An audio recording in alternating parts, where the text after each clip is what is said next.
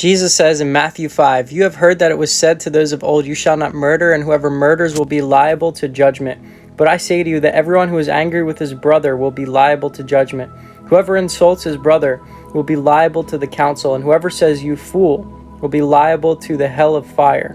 So if you are offering your gift at the altar, and there remember that your brother has something against you, leave your gift there before the altar and go. First be reconciled to your brother, and then come and offer your gift.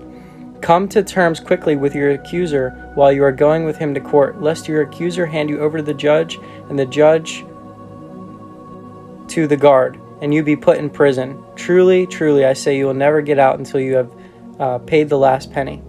Jesus is saying if you have anger in your heart towards your brother, it's as if you've murdered them.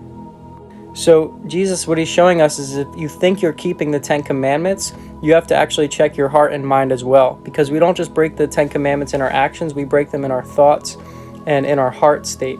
So, right, the 10 Commandments says do not murder, but Jesus says you're basically murdering people in your heart if you're hating them. That makes every one of us who has had hate in our lives breaking that commandment of thou shalt not murder, which really reveals to us that we're all guilty before God in many ways, and we need a savior. I don't know about you, but there's people I've been angry at before in my life, and only Jesus can forgive us from those sins. That's why Jesus died on the cross. He died to forgive us of all our anger, all our frustration, all our hate. In 1 John it says if you hate your brother, you cannot say you love God. So I want to encourage you to forgive anyone who you're angry at. Also, God says if you're going to bring your gift to the altar and remember your brother has something against you, leave your gift and go and be reconciled to your brother. The gift that Jesus is talking about is if you're going to offer a gift at the altar. In the Old Testament, what they would do is they would offer Thanksgiving offerings and offer things. Basically, if you're going to go make an offering to God, like a financial gift to God, if you're going to do that, but you remember that someone has something against you, first get that relationship right and then go worship God.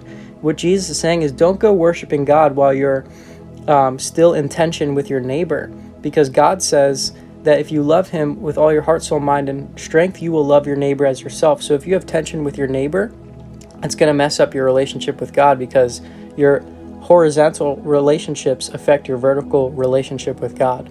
And then it gives wisdom about the importance of coming to terms with your accuser before court so that the situation won't be so bad.